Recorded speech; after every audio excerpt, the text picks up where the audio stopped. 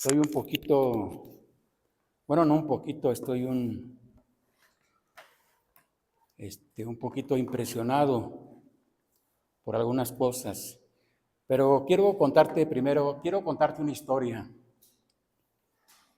una historia que hace pocas semanas la escuché, más bien la leí en un libro y me pareció interesante y quiero compartírtela porque creo que es interesante y apropiada para este tiempo también. La historia dice que hace unos años vivió un hombre que se encontraba en el hospital de veteranos de guerra. Había sufrido una serie de ataques cardíacos y una muy delicada intervención quirúrgica. Y después de la operación tuvo que permanecer en un hospital para veteranos de guerra. Ese hombre tenía un hijo pequeño y durante su recuperación en el hospital él le había hecho un carrito de madera a su hijo. Al niño no se le permitía entrar al cuarto del hospital para visitar a su padre por la edad. Por tanto, el enfermero le llevó el regalo al niñito que estaba esperando frente al hospital con su madre. En tanto que el padre estaba mirando a través de la ventana en el 5º piso del hospital. Estaba mirando cómo el enfermero le llevó el regalo a su hijo, a su niñito que estaba esperando frente al hospital con su madre. Y en tanto que el padre estaba él mirando a través de la ventana para ver a su hijo desenvolver el regalo. El niño abrió el paquete del regalo y sus ojos se agrandaron cuando vio ese maravilloso carrito o juguete. Luego lo abrazó contra su pecho, mientras el padre, de un lado para el otro de la ventana, moviendo los brazos detrás del cristal, trataba de captar la atención de su hijo. El niñito se puso a jugar en el suelo, abrazó y después abrazó al enfermero y le dio las gracias por el regalo. Todo ese tiempo el padre frustrado estuvo moviendo las manos, haciendo movimientos dramáticos, tratando de decirle: fui yo, hijo, yo te hice ese carrito, fui yo el que te lo dio, mira hacia arriba.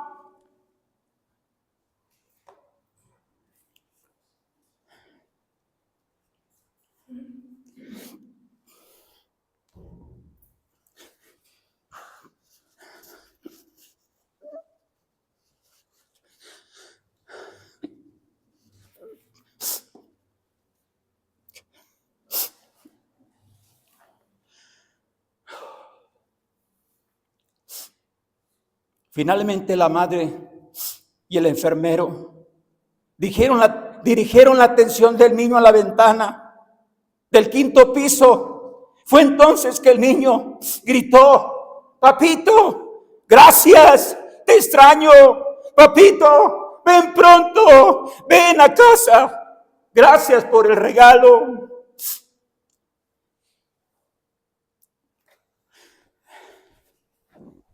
Creo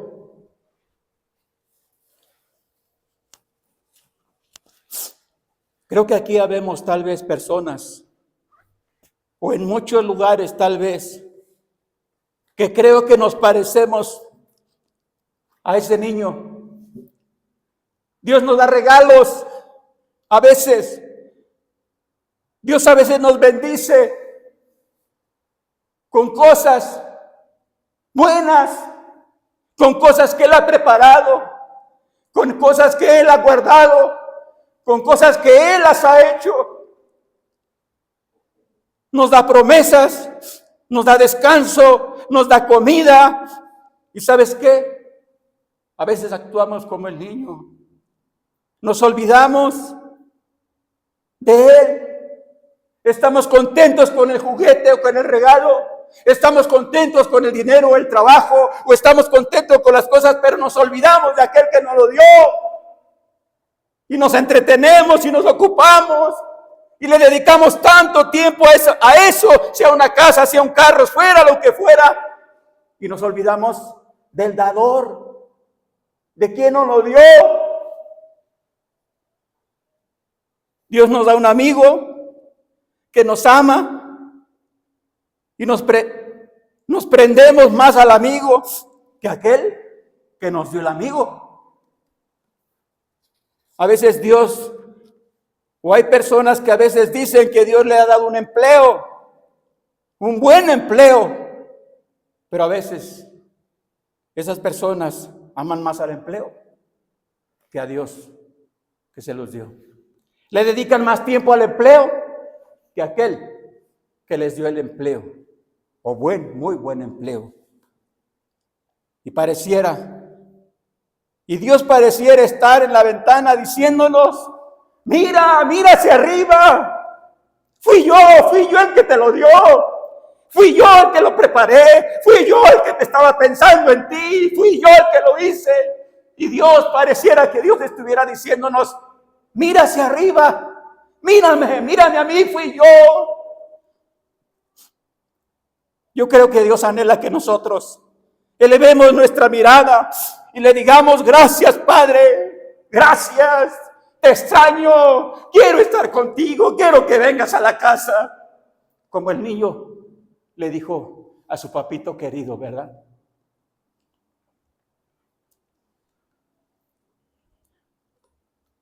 La Biblia dice en el primer libro de Reyes, capítulo 19, bueno, desde los capítulos anteriores, la Biblia nos narra sobre el ministerio de un hombre llamado Elías, un hombre que Dios en aquel tiempo lo llamó con un propósito, pero la Biblia dice que fue un profeta de Dios valiente, sin lugar a dudas.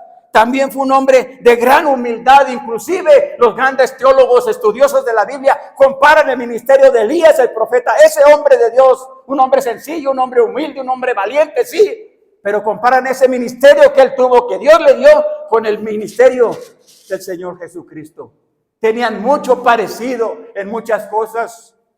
Fue un hombre lleno de gran humildad, fue un hombre muy valiente, fue un hombre que mostró en muchos aspectos de su vida muchas cosas parecieran sobrenaturales, pero la Biblia dice, específicamente Dios a través del apóstol Santiago en el Nuevo Testamento menciona y dice que ese Elías del Antiguo Testamento, era un hombre, un ser humano, sujeto a pasiones como las nuestras. Es decir, no era un superhombre. No era un superhombre. No solamente Elías, Moisés no era un superhombre. No solamente Moisés, Abraham no era un superhombre. Y así podemos ir a la Biblia y ver que todos ellos, hombres y mujeres, no eran diferentes a ti ni a mí. En otras palabras, lo que la Biblia nos dice, que ellos eran personas como tú y yo.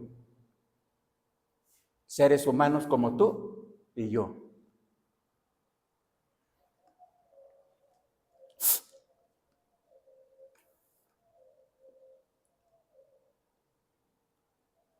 Tres cosas que me gustaría compartírtelas.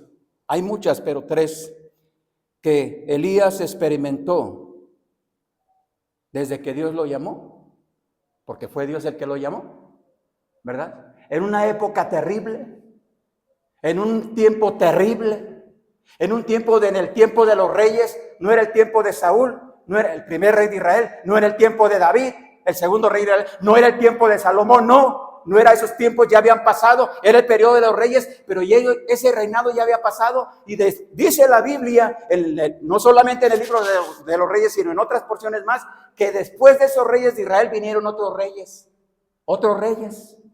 reinaron sobre Israel. y sobre otras naciones también, pero específicamente sobre Israel. ¿Y sabes qué dice la Biblia? Que esos reyes, muchos de esos reyes, uno tras otro, hicieron lo malo delante de Dios. Reyes que deberían servir a Dios porque eran para servir al pueblo de Israel y no lo hicieron. Y no fue ni uno, ni dos, ni tres, ni cuatro, ni cinco, fueron muchos más que hicieron lo malo. Y mira, iba un rey sobre Israel, hacía lo malo y se iba en contra de Dios y en contra de la palabra de Dios y arrastraba a todo el pueblo de Israel, y el que venía hacía cosas más malas después.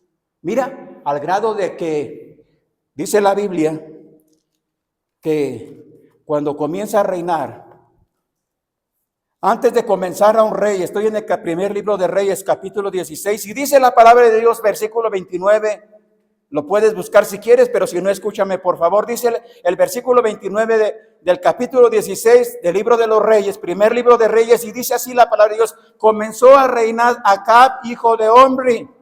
Omri fue rey, un rey sobre Israel. Sobre Israel el año 38 de Asa, rey de Judá. Y reinó Acab, hijo de Omri, sobre Israel, Samaria, bien 22 años. Y Acab, hijo de Omri, hizo lo malo ante los ojos de Jehová. Y mira lo que dice ahí la Biblia. Dice la Biblia: más que todos los que reinaron antes de él. ¿Cuántos reinaron?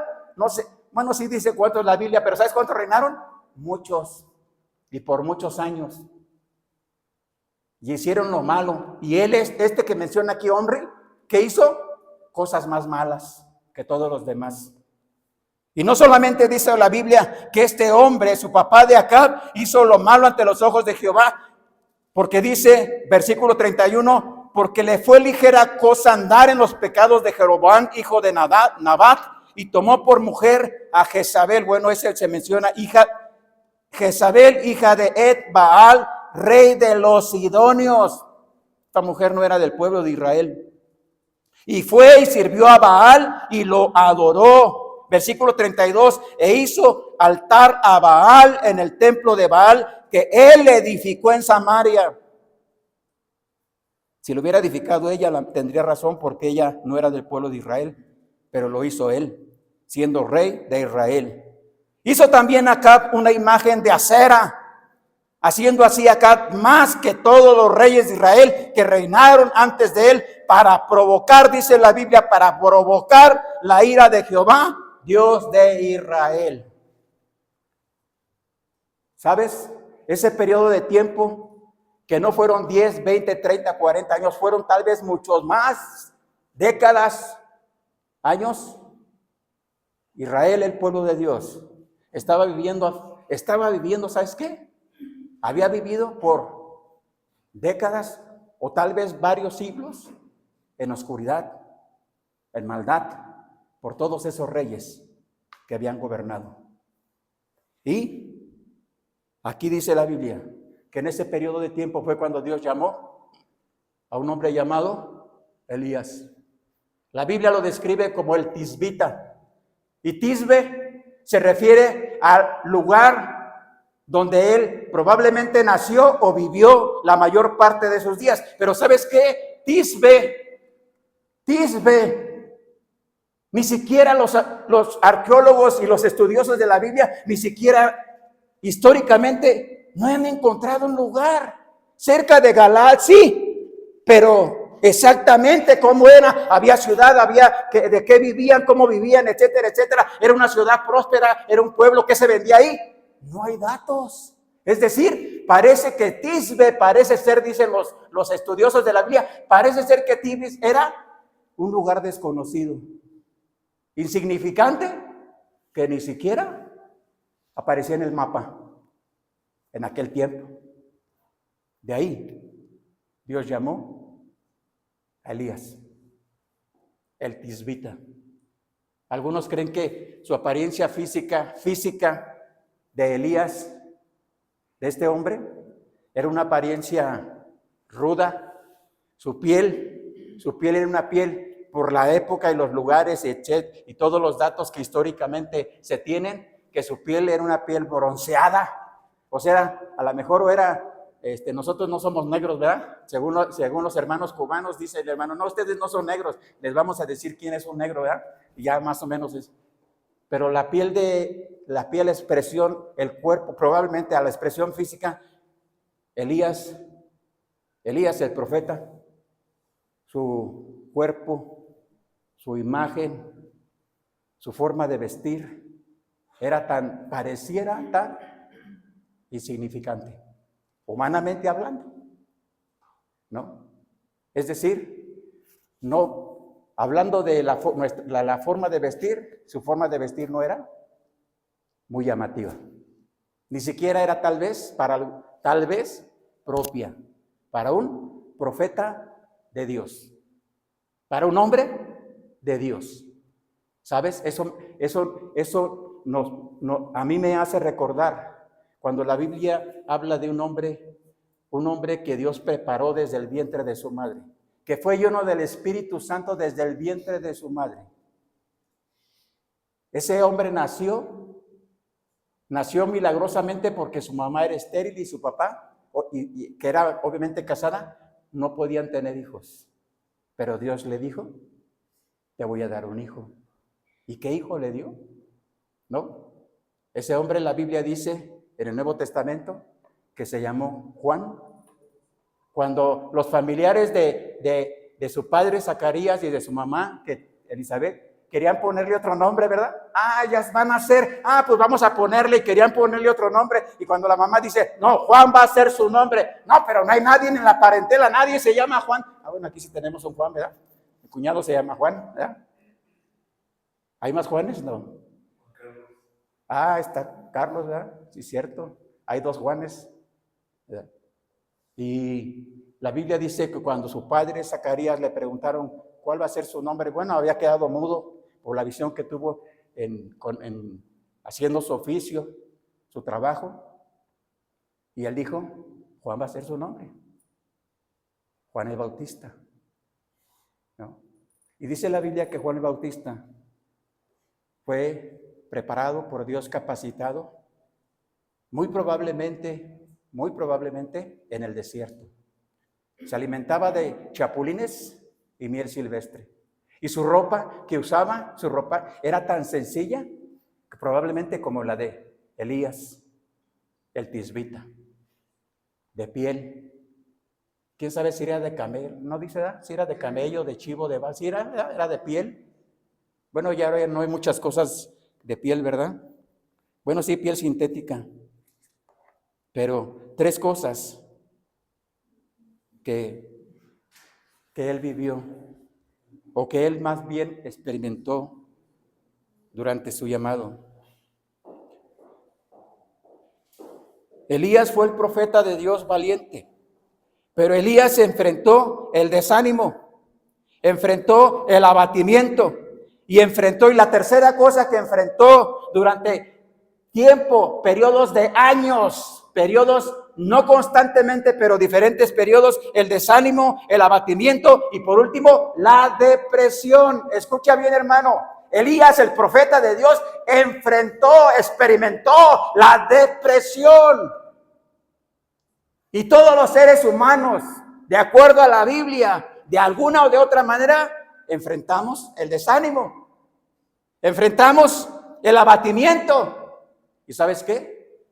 Yo creo que probablemente todos, o la mayoría, enfrentamos la depresión. En los Estados Unidos, americanos, norteamericanos y no norteamericanos, gastan millones de dólares en medicamentos antidepresivos. Y no solamente Estados Unidos. Los que se consideran países de primer mundo, invierten millones y millones, ¿no?, de dinero, sean dólares, euros, y en México también, contra medicamentos para la depresión. La depresión, el desánimo, el abatimiento, son cosas terribles y muy peligrosas. En el año, tal vez aproximadamente, en el 92, 94, en México y en otros lugares hubo problemas financieros de todo tipo.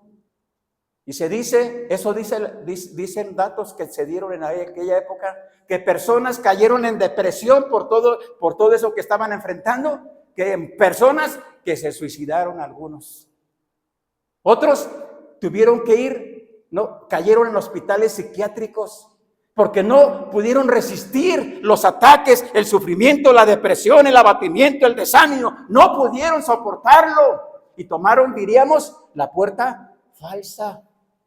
En la pandemia que hubo no solamente en México, miles de personas, en México miles de personas quedaron sin trabajo porque cerraron sus trabajos y miles de negocios no volvieron a abrir, ¿sabes? Y muchos de ellos enfrentaron la depresión. Y probablemente hoy día todavía, personas que en aquellos años siguen viviendo, los que siguen viviendo, probablemente siguen viviendo bajo los efectos de la depresión. Si estudiamos la palabra de Dios, sabemos que tales sentimientos no son raros entre nosotros, que consideramos extraños o exitosos en caso de algunos hombres de Dios como Moisés, ¿verdad? Pero la Biblia dice que Moisés se desanimó. En algún momento de su vida, de su ministerio, se desanimó y le pidió a Dios que le quitara la vida. ¿Qué dice la Biblia acerca de un hombre que se llamó Jonás? ¿Jonás se desanimó? Sí, se desanimó y se molestó con Dios. Y llegó a un punto en que le dijo a Dios, ya no quiero vivir, quítame la vida ya. ¿Verdad? Y Jonás era caprichoso, como tal vez algunos de nosotros seamos caprichosos. Dios, ¿por qué? Dios, ¿por qué? Dios, pero ¿por qué Dios haces esto? Jonás le dijo a Dios, mira, ya ves, por eso no quería ir.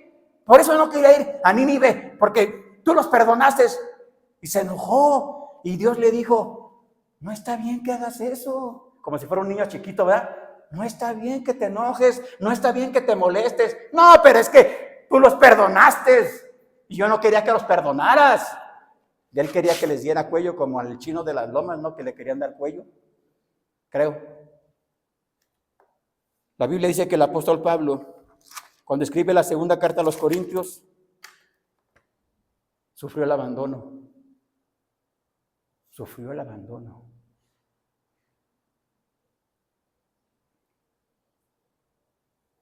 Bueno, algunos, no sé cuántos, pero si no leemos y tenemos todo el contexto de las historias, como probablemente muchas personas, probablemente, a lo mejor aquí hay uno, dos, tres, cuatro, uno lo sé, que a lo mejor escuchando la historia, parte de la historia de Elías, algunos tal vez dirían, pues Elías no era tan valiente porque una mujer lo amenazó y salió corriendo, ¿verdad? Como un niño chiquito y se fue a esconder, ¿no?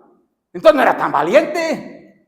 Una mujer, o sea, no era un ejército, no eran 10, 20, 100 hombres, no eran los gigantes con los que peleó David, ¿verdad? No eran gigantes. Una mujer lo amenazó y sale corriendo como niño y se esconde. Déjame decirte que la historia,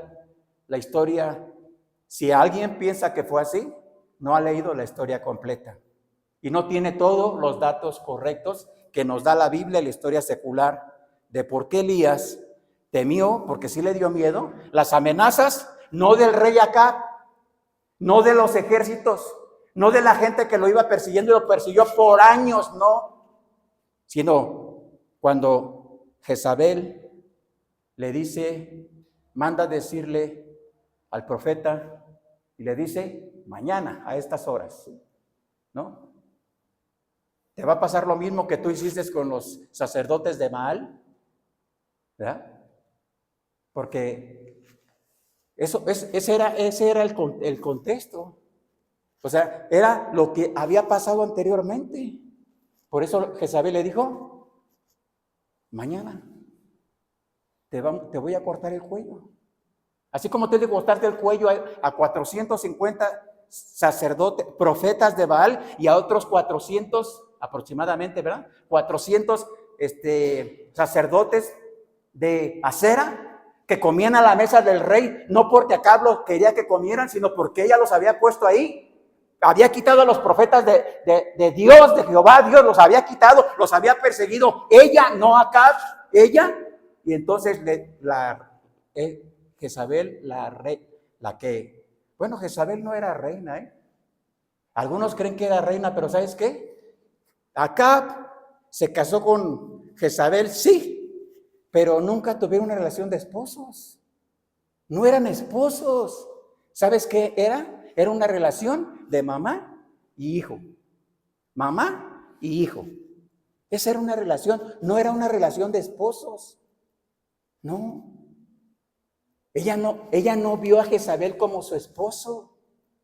Ella veía a Acab, que según las leyes que haya habido en ese tiempo, era su esposo, lo veía como si fuera su hijo, ¿no? Al grado de que Acab se encapricha porque quería una tierra de un hombre que tenía ahí una viña pequeña y le gustó, y fue y le dijo a ese hombre: véndeme tu viña, me gusta, mira, te voy a dar una más grande, una parcela, es más, te voy a pagar todo lo que tú quieras, véndeme por favor. Bueno, quiero que no le dijo por favor, véndeme tu viña, y ese hombre le dijo: no lo puedo hacer, discúlpame rey, pero no lo puedo hacer. Y se va acá, y como niño chiquito se acuesta y hace berrinche y no quiere comer. Y llega llega su esposa Jezabel y le dice: ¿qué te pasa, rey? ¿Por qué estás triste? ¿Por qué no quieres comer?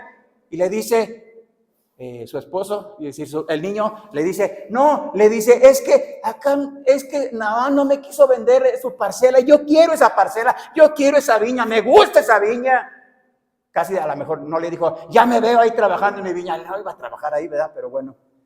Y la reina, y Jezabel le dice: no te preocupes. Y se va. Ella, sin decirle nada, hace unas cartas, les dice que hagan, a los que le sirven a ella, que hagan una junta, que inviten a Acab, y manda instrucciones para que en ese grupo de personas pongan a 2 testigos falsos que testifiquen en contra de Nabal, ¿no? Y lo apedreen, lo matan. Porque la ley dice esto y lo otro. Y van, hacen la reunión, invitan a este hombre, ¿no? Se levantan 2 testigos falsos ahí, perversos, y dicen: no, es que él dijo que, y él blasfemó contra Dios. Y dicen: pues hay que sacarlo, y lo apedrean y muere. Y ya le dan aviso a la reina: pues es que se murió. Bueno, lo mataron, pero porque cometió tal.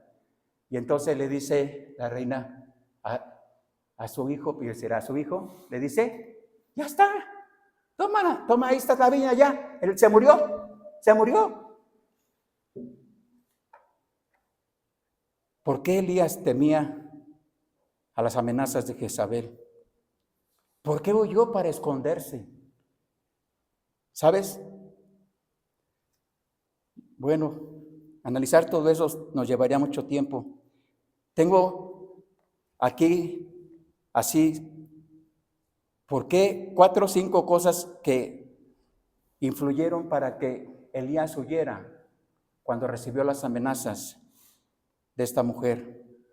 En primer lugar, no estaba pensando de la manera realista o correcta. Estaba cansado, estaba hambriento, estaba abatido, estaba desesperado. En muchos aspectos emocionales, físicos también. No había comido bien durante mucho tiempo. Así que su cuerpo, su mente, su cuerpo estaba cansado. Se aisló. Elías también, una de las razones o de las causas por qué huyó para esconderse, tuvo miedo de las amenazas de esta mujer, se aisló de las relaciones que podían fortalecerlo.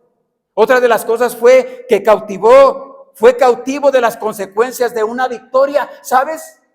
Ese es un punto muy importante. Una victoria, ¿a qué me refiero? ¿A qué se refiere la Biblia?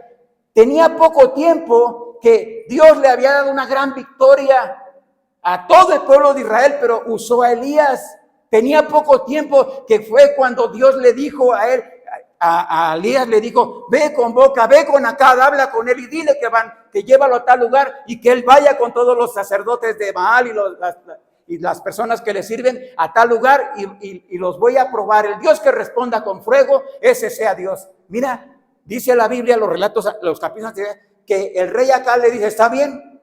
Y y lleva a todos los sacerdotes de Baal y a los profetas de Acera, los lleva a un lugar y todo el pueblo de Israel está presente. Y cuando Elías está también ahí obviamente presente, Elías le dice al pueblo de Israel, les dice primero al pueblo de Israel, decídanse, tomen una decisión. Si Baal es Dios, pues sirvan a Baal, sigan a Baal, ¿no? Pero si Jehová es Dios, entonces tomen una decisión. Y la Biblia dice que el pueblo de Israel, ¿sabes qué? Callaron, nadie dijo nada, nadie. Y entonces se hace un concurso o una prueba. Y fue cuando los sacerdotes de Baal toman un animal para hacer un sacrificio, pero Elías le dijo, no hay que poner fuego en el sacrificio, y el Dios que responda con fuego, ese sea Dios. Entonces ellos comienzan, cortan el animal para hacer el sacrificio, empiezan a hacer su ritual, no cae fuego, no responde, no hay respuesta, y en su desesperación empiezan a corsajar su cuerpo para sangrarse, brincar, daban gritos y no había fuego. Y Elías pareciera que se burla de ellos y les dice, grítenle más fuerte, a lo mejor está dormido, a lo mejor está ocupado, a lo mejor anda de vacaciones, a lo mejor anda en el súper. Bueno, no dijo en el súper, pero a lo mejor griten más fuerte. Y la Biblia dice que gritaban y gritaban y gritaban y se sajaban su cuerpo los sacerdotes de Baal y los profetas de Acera también, ¿no? Y no hubo respuesta. Y entonces después les dice Elías, bueno, ahora yo voy. Levanta un altar, 12 piedras que simbolizaban las 12 tribus de Israel. Y sobre el altar de esas 12 piedras, corta el animal, lo pone sobre el altar, hace una zanja, manda que se haga una zanja alrededor, ¿verdad? Y después manda a las personas que le ayuden y que echen agua sobre el sacrificio, agua. Y después más agua, hasta por 3 veces mandó que echaran agua, hasta el punto donde toda la zanja que habían hecho se llenó de agua y todo quedó prácticamente mojado, inundado de agua. Y entonces Elías clama a Dios y le dice, Dios, demuéstrales que tú eres Dios. Y la Biblia dice que descendió fuego del cielo y consumió el holocausto, el sacrificio, y lamió hasta el agua, el fuego lamió el agua que había en la zanja que habían, ¿no? Y el pueblo de Israel empezó a gritar, Jehová es Dios, Jehová es Dios. El pueblo de Israel empezó a gritar, Jehová es Dios, porque es en el concurso, el Dios que responda por fuego, ese sea Dios. Baal no lo hizo. Y entonces el pueblo de Israel, y entonces manda el profeta Elías, les dice, no, que no huyan los sacerdotes, que no huyan, tráiganlos, y va y los degolla a ellos. 450, ¿no? Profetas de Baal y 400 sacerdotes de Acera. 850 que degolló en un río, es decir, los mató. ¿No era una gran victoria? Sí, era una gran victoria. ¿Sabes? Se dice en lo secular que a veces cuando personas alcanzan el pináculo o tienen un gran éxito, después viene, ¿qué viene? La caída, la derrota, o deben prepararse. Hasta hay una frase, creo que dice que entre más alto volemos, más ¿qué? La caída, ¿cómo va a ser? Más dolorosa, ¿verdad? Hay personas que les gusta el alpinismo, a mí no me gusta, pero que lo disfrutan, ¿verdad?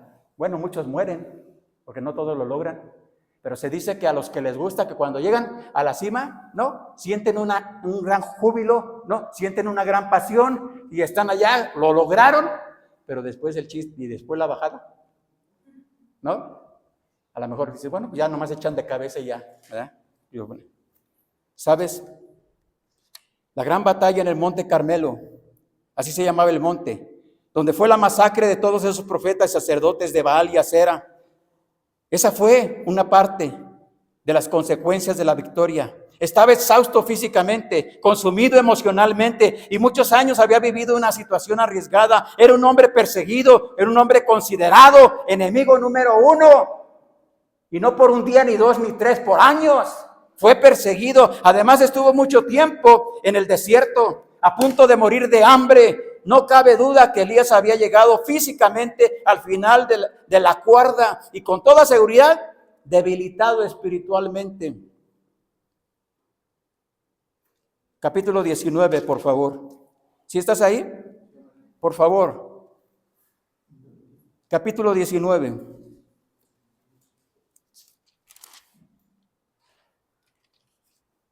Versículo 5 al 8. Si estás ahí lo puedes leer conmigo si gustas, por favor. Solo versículo 5 al 8 del capítulo 19 del primer libro de Reyes. Dice, versículo 5, echándose debajo del enebro, se quedó dormido y aquí le tocó y le dijo, levántate y come. Versículo 6 dice, entonces él miró y aquí a su cabecera una vasija de agua y comió y bebió y volvió a dormirse. Versículo 7, y volviendo el ángel de Jehová la segunda vez lo tocó diciendo, levántate y come porque el largo camino te resta. Versículo 8, hasta ahí solamente dice, se levantó pues, comió, bebió, se fortaleció con aquella comida, caminó 40 días y 40 noches hasta Horeb, el monte de Dios. ¿Sabes? Bueno, eso fue algo milagroso, ¿no? Creo que de eso hablamos un poquito ayer, ¿verdad? El hermano Denis y el hermano Alfredo, que fuimos a sacrificarnos con una comida que yo no esperaba. Pero lo bueno fue que yo no pagué, eso fue lo que más me gustó, que yo no pagué, ¿verdad? Así que comí, sabroso, de a gratis. Pero no tomé coca. Pues lo malo es que ya no tomé coca porque ya no quería coca en ese rato, ¿verdad? Y platicamos algo de eso. ¿Cómo? ¿Qué tendría esa comida? Imagínate, una comida, bueno, creo que fue según este relato, ¿no? Que Dios le mandó con un ángel para que comiera y caminó 40 días y 40 noches. ¿No quieres una comida de esas? Sí, ¿verdad? Porque también nos ahorraríamos un montón de dinero, ¿no? ¿Qué tendría esa comida que este hombre de Dios pudo caminar 40 días y 40 noches caminó, ¿no? Algunos creen que esa caminata fueron cerca de 160 kilómetros. Algunos creen, quién sabe. Si fuera así, 160 kilómetros en un desierto, en el desierto, donde no hay agua, donde no hay árboles, donde no hay fruta, donde no hay nada, no cualquiera los camina, ¿no? Hace muchos años, pero bueno, yo era más joven. Ya estoy llegando ya llegué hace tiempo a esa edad que ¿cómo dijo? De los nunca, ¿verdad? Sí, a mí nunca me dolían, sí, cierto. Pero recuerdo que hace muchos años, caminamos 3 días, no completos, pero la mayor parte del día sí caminábamos, y parte de la noche. Y no teníamos agua. Y nomás el primer día llevábamos comida, el siguiente día ya no teníamos comida. Y por el lugar que íbamos caminando 4 personas, 2 hombres, 2 mujeres, 4 personas, no había ni tunas. Yo sé que tunas se pueden comer. O sea, no soy indígena, pero sí, soy pariente de indígenas, ¿verdad? Sé qué clase de nopal se puede comer y cuál no. Pero con hambre te comes hasta que sepas que no se debe de comer, ¿no? Quiero decir, sé que piedras te las puedes masticar y qué piedras no, pero no hay un tipo de terrones que parecen piedras, ¿verdad? Y unos sí se pueden comer y a lo mejor no te llenan tanto, pero por lo menos algo te cae en el estómago, ¿sabes? Pero él, si caminó 160 kilómetros y no había agua y no había comida, ¿cómo crees que estaba? ¿Cómo crees? Físicamente, yo creo que estaba muy cansado, agotado, desesperado por una gotita de agua, aunque fuera. Y aunque fuera comida, es más, hasta lo que no te gustaba, se lo hubiera comido. Decía creo que era como una persona que tenía, ¿recuerdas el de Otis? El huracán de Otis, fue un huracán, ¿verdad? En Guerrero, que mucha gente también causó mucho destrozo, ¿verdad? Decía una persona en una entrevista, dice, a mí no me gustaba la sardina. A mí no me gustaba la sardina. No me gustaba. ¿Sabes? Ahora no. Es lo que más me gusta. Y creo que él quiso referirse a que pues lo perdió todo con ese desastre. Y lo que no le gustaba, lo tuvo que comer. Y le gustó. Dice el relato bíblico, versículo número 9, por favor, sígueme con tu vista solamente. Dice, versículo número 9, y ahí se metió en una cueva. ¿Quién? Elías. Y ahí se metió en una cueva donde pasó la noche. Hasta ahí. Mira, qué interesante. Si vemos todo desde el ministerio del profeta Elías, siempre Dios le dijo, ve, haz esto, ve a tal lugar. No, ahí no vayas, aquí sí vayas, aquí espérate, acá no. Pero aquí no dice eso. Aquí dice la Biblia que entonces allí Elías va cansado, va desesperado, va hambriento, va huyendo de la amenaza de esta mujer, que no era cualquier mujer, pero bueno, va y entonces encuentra un lugar, una cueva y se mete en la cueva. Lo interesante y muy importante es, Dios no le dijo que se metiera en la cueva. Otras veces Dios le había dicho, ve al arroyo de Sisón, ahí te voy a alimentar, ahí hay un río pequeño, ahí yo voy a mandar unos cuervos y te van a dar de comer, y lo hizo. Y después le dijo Dios, no, ahora vete a Sarepta de Sidón y ahí una mujer te va a dar de comer. ¿Ya? Que por cierto esa mujer no tenía un restaurante, ni una alacena grande, ¿verdad? Llega, cuando Dios le dijo, ve a Sarepta de Sidón, ahí te van a dar agua y comida, y resulta que sí había agua, pero lo que no había era comida. Y si no se moría de sed, se iba a morir de hambre, porque la mujer nada más tenía un poquito de harina, un poquito y poquito aceite. Y tenía un hijo. Y había salido a buscar un par de maderas o de troncos, los había salido a buscar para cocinar ese poquito aceite y esa poquita harina que tenía, para darle a su hijo y ella y echarse a morir, dejarse a morir. Pero Dios le dijo, ve ahí. En esta ocasión no. Y ahí se metió en una cueva. ¿Quién? Elías, donde pasó la noche. Cayó en la autocomiseración. La cueva, un lugar oscuro. La cueva, un lugar frío. La cueva, un lugar probablemente húmedo. La cueva, un lugar probablemente que huele mal. Pero un lugar, ¿sabes qué? Una cueva. No hay luz en una cueva. O si hay luz, no hay luz en una cueva. Y no solamente eso, se metió solo. Nadie lo acompañó. Se metió solo. Qué peligroso es, hermano, estar en una cueva. Qué peligroso es estar en un lugar oscuro. Qué peligroso es estar en un lugar que pareciera que no hay esperanza, ¿no? Cayó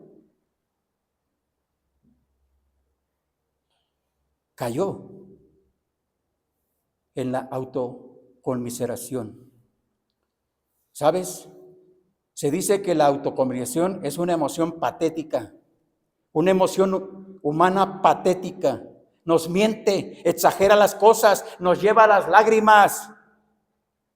Porque cuando Dios le respondió, versículo 10 dice, versículo 9, el final, y vino a él palabra de Jehová, el cual le dijo, ¿qué haces aquí, Elías? ¿Qué haces aquí? En otras palabras, ¿qué haces en esta cueva? En otras palabras, ¿qué haces en la oscuridad? En otras palabras, ¿qué haces ahí tú solo? No fuimos creados para estar solos. La Biblia dice en Génesis que cuando Dios creó a Adán, dijo, no es bueno que el hombre esté solo. ¿Sabes? La soledad no es buena. La soledad no es buena. No es buena. Aunque yo he dicho mucho tiempo, más vale solo que mal acompañado. Sí lo he dicho muchas veces, y no lo digo por mi esposa, lo digo porque lo he dicho muchas veces. Más vale solo que mal acompañado. Pero la soledad no es buena, no es buena. Es una emoción patética, nos miente, exagera las cosas, nos lleva a las lágrimas o a cosas terribles, peores.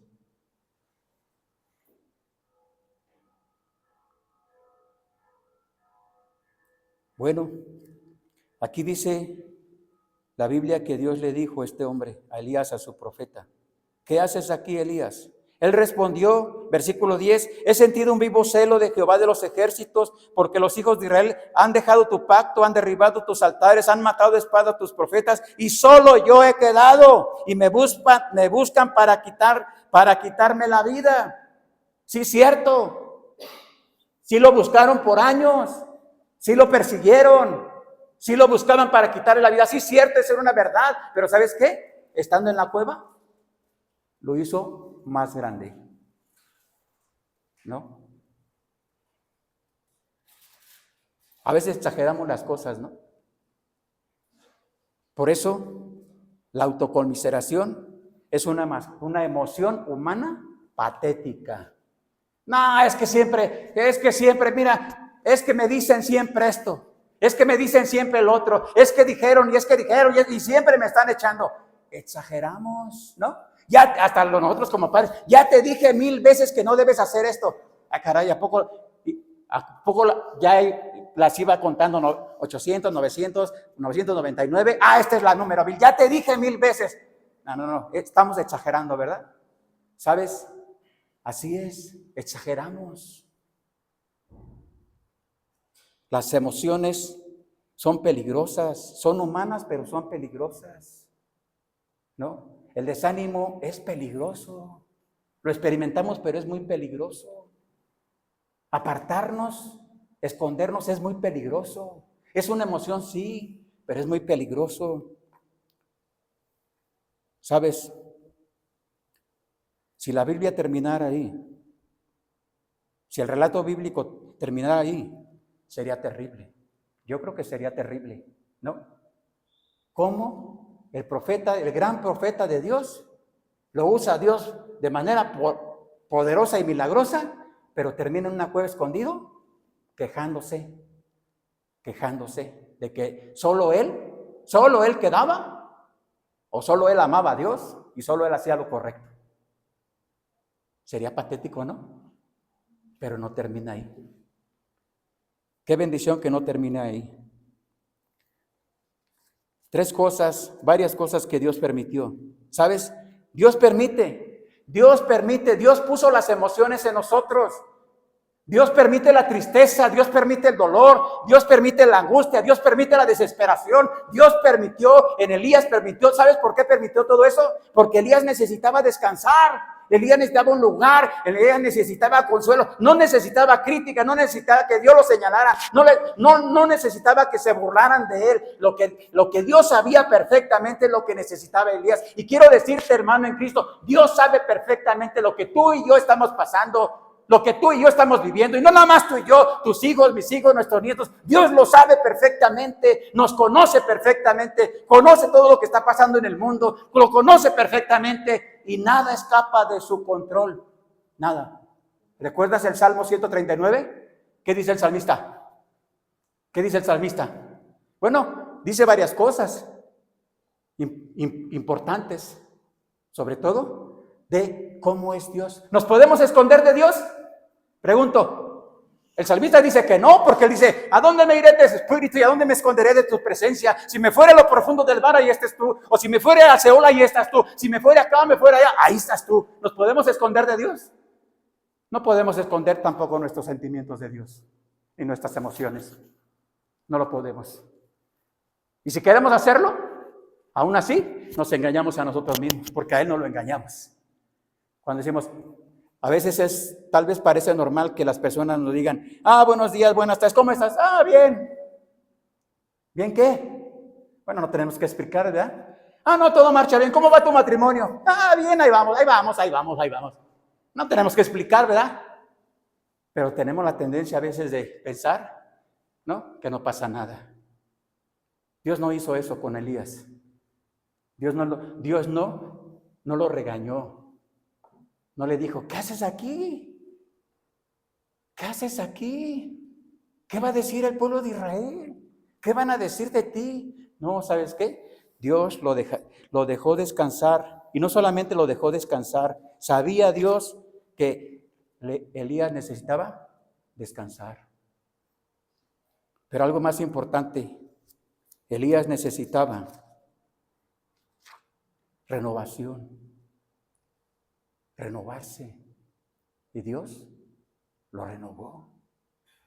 El agotamiento puede llevarnos a dar volteretas emocionales. La fatiga puede conducir a toda clase de pensamientos extraños, a creer mentiras. Elías estaba creyendo una mentira, porque era una mentira. Aunque era un deseo de esa mujer poderosa, porque era poderosa, pero era una mentira. Una mentira que con las emociones hizo muy grande, y Elías lo creyó. Por eso Dios actuó y le dijo: levántate, sal de la cueva. Qué interesante. Sal de la cueva. Sal de ese lugar oscuro. Sal de ese lugar donde yo no te dije que te metieras. Sal de ese lugar. ¿Sabes? Yo creo que es para nosotros. Y yo creo que tal vez, muchos de los que estamos aquí, no lo sé, estamos metidos en una cueva. La cueva de la justificación, la cueva del desánimo, la cueva de la rebeldía, la cueva del miedo, del temor, la cueva de la vanidad, de la soberbia, la cueva, y podríamos ir mencionar la cueva, pero un lugar donde Dios no nos mandó que fuéramos. Nosotros nos metimos en un lugar oscuro. Y Dios le dijo: sal, levántate, sal de la cueva. Ahí en la cueva había oscuridad. Y Dios le dijo: sal a la luz, ponte de pie en el monte frente a mí. Y una vez más sale Elías de la cueva, se para delante de Dios, mira a Dios una vez más, y entonces Dios le da las siguientes instrucciones y le dice lo siguiente. Bueno, después hace pasar una manifestación de sobrenatural delante de él, porque dice el versículo 11, y le dijo: sal fuera y ponte en el monte de Jehová. Y aquí Jehová que pasaba, y un grande poderoso viento que rompía los montes, que llevaba las peñas delante de Jehová, pero Jehová no estaba en el viento, y tras el viento un terremoto, pero Jehová no estaba en el terremoto, y tras un terremoto un fuego, pero Jehová tampoco estaba en el fuego, dice el versículo 12, y tras el fuego un silbo apacible y delicado. Y cuando oyó Elías, cubrió su rostro y salió y se puso a la puerta de la cueva. Y aquí que vi una voz diciendo: ¿qué haces, Elías?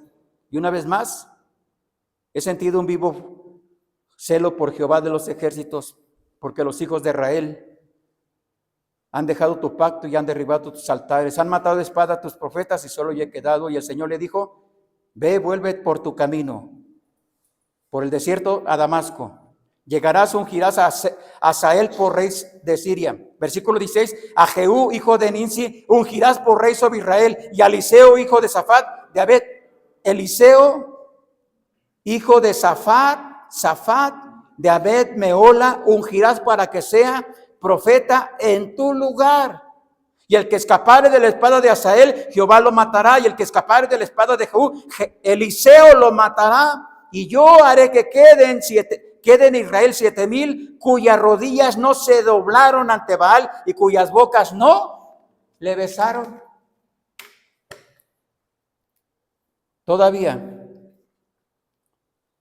Dios todavía tenía otra tarea para Elías.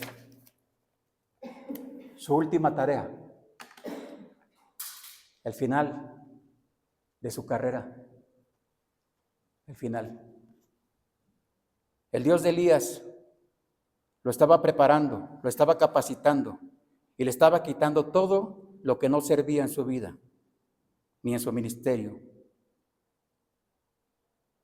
Eliseo fue,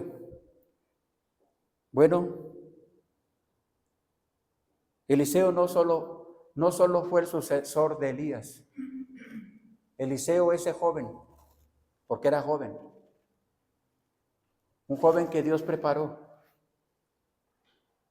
lo capacitó, porque tenía otra labor con él. ¿Sabes? Eliseo fue un amigo, un acompañante fiel. Eliseo amó profundamente al profeta Elías. Nunca lo criticó, nunca le echó en cara nada, nunca. Y hasta el último momento, cuando lo despidió, tuvo gran júbilo, Eliseo, por ver a su padre espiritual, su amigo, ser arrebatado por Dios al concluir su ministerio. Yo creo que debemos salir de la cueva. Yo creo que los cristianos y probablemente no sé cuántas iglesias, pero la Iglesia Bautista Fe, yo creo que la Iglesia Bautista Fe debemos salirnos de la cueva. Debemos pararnos delante de Dios. Debemos renovar nuestras fuerzas, que Él las renueve. Debemos ponernos a la luz de la palabra de Dios. Y también necesitamos un Eliseo. ¿Sabes por qué? Porque no sabemos cuándo va a terminar nuestra carrera. ¿Sabes cuándo va a terminar tu carrera? No sabemos. A Elías sí se lo dijo. No le dijo la fecha, el día exacto, pero sí le dijo, Dios le dijo al profeta Elías, te voy a llevar conmigo. No vas a pasar por la muerte física, porque no pasó por la muerte física. Elías no murió físicamente. Solo hay dos personajes en la Biblia, en toda la Biblia, dos personas que no murieron físicamente, según la Biblia. Uno, Enoc, que caminó con Dios y Dios se lo llevó. Y el otro, Elías, que yendo caminando donde Dios le indicaba que fuera, acompañado de Eliseo, ¿no? Fue tomado un gran torbellino, un carro de fuego, y su gente de a caballo gritó, Eliseo, ¿verdad? Padre mío, carro de Israel. Y clamó cuando vio que a su padre espiritual, Elías, fue arrebatado por Dios y llevado al cielo. Qué maravilloso debió ser eso. Pero yo creo, hermano, que tú y yo necesitamos un Eliseo. Un Eliseo que nos acompañe. Un Eliseo que nos comprenda. Un Eliseo, ¿no?, que esté siempre dispuesto, ¿no? No a solaparnos, no a consentirnos, no a apapacharnos, sino que esté siempre dispuesto a ¿qué? A acompañarnos hasta el último momento de nuestras vidas, de nuestro ministerio. Eliseo, algunos creen que cuando Elías fue arrebatado y su manto quedó ahí, no se llevó su manto, y que Eliseo tomó el manto de Elías, ¿verdad? Lo tomó y después regresó por el camino que habían llegado y golpeó con el manto de Elías, golpeó una vez más las aguas del río Jordán y las aguas se abrieron y 50 profetas que estaban de aquel lado viendo, ¿verdad?, cerca, se sorprendieron, dijeron, Eliseo ha tomado el poder que Dios le había dado a Elías. ¿Sabes? El poder no estaba en el manto. No fue el manto. ¿Sabes qué fue? La fe de Elías. Eliseo tomó como una antorcha encendida la fe del gran profeta Elías. Por eso dice la Biblia en Hebreos capítulo 1, hablando acerca de la fe, ¿no?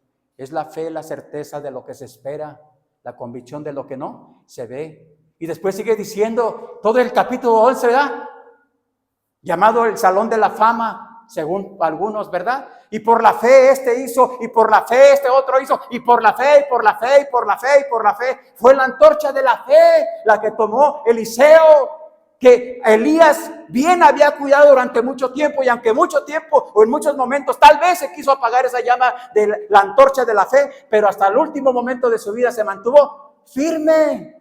¿Sabes qué se necesita, hermanos? Hombres y mujeres humanos, con debilidades, con temores, con todos estos elementos que tenemos en nuestro cuerpo, pero que nuestra fe, que la fe que recibamos, sea la fe como la que Elías le transmitió a Eliseo. No fue el manto, fue la fe que recibió Eliseo. Y quiero decirte el amor en Cristo, hermano. Tú y yo mañana queremos que alguien más tome la antorcha de la fe, de la vida cristiana, o de un ministerio, o de esta iglesia. Si tú y yo queremos que el día de mañana nuestros hijos, nuestros nietos, no sé si Dios me permita ver a mí bisnietos. Yo tengo nietos ya. No sé si Dios me va a permitir ver a bisnietos. No lo sé si Dios me va a permitir. Si mi Dios me permitiera, ¿sabes qué? Mi deseo, mi oración y mi labor será, ¿no?, que ellos el día de mañana tomen la antorcha de la fe. Yo quisiera que mis hijos lo hicieran. Que ellos se levantaran. Que Dios levantara a mis hijos, los que quedan aquí. Y que dijera alguien de mis hijos: papá, no me lo tiene que decir a mí. Que dijera: yo voy a tomar la antorcha de mi padre. Esa antorcha que él trató, luchó y se esforzó siempre por mantenerla viva. La antorcha de la fe, hermano. La antorcha de la fe. Esa verdadera fe que Dios busca. ¿Recuerdas? El Señor Jesús durante su ministerio público varias veces, de un hombre, de varios, pero de un hombre especial, el Señor Jesús le dijo a todas las personas que lo acompañaban, inclusive a sus discípulos: ni aún en Israel he hallado tanta fe, porque se encontró con un hombre que era un principal en ese tiempo, un centurión, y le dijo: no, vayan y vengan al Señor Jesús, tengo un siervo que está enfermo, díganle que venga para sanar. Pero cuando ya estaba cerca el Señor Jesús para ir a ver, obviamente él sabía todo eso, el Señor Jesús, pero dijo el siervo: no tienes que ir a mi casa, no tienes que tocar a mi siervo que está enfermo, tú nada más di la palabra y mi siervo va a sanar, porque yo soy un hombre bajo autoridad y le digo a este haz esto y a este al otro y lo hacen. Y el Señor Jesús, ¿qué dijo? Ni aún en Israel he hallado tanta fe. Como creíste, te se ha hecho y su siervo fue sanado. Es la antorcha de la fe. ¿Sabes? Cuando iba a comenzar, me sorprendí. ¿Sabes por qué me sorprendí? Porque yo no esperaba que viniera Carlos, ni su acompañante, su pareja. Yo no esperaba que viniera mi cuñado Juan. Norma, tal vez, a lo mejor Norma, porque te vi, ¿verdad? Te dije: hermana, voy a predicar suavecito, voy a predicar. Dile a Ricardo, Iván, que vengan. Pero no esperaba que viniera Juan. Qué bueno que vino. Bueno, para mí qué bueno.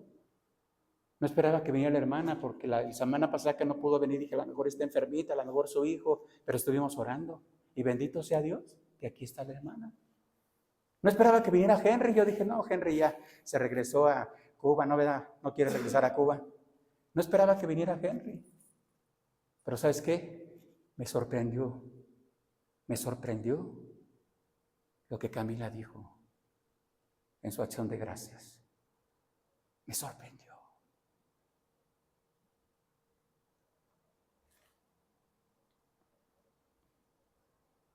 Y dije: ¿cómo?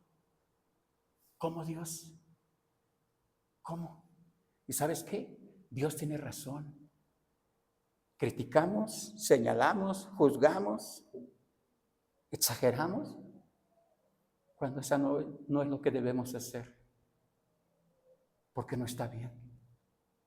Y eso no va a ayudar a nadie, ni a nosotros, y menos a las demás personas. Bueno, la hermana Esther obviamente no vino hoy, pero ayer la vi y me sorprendió.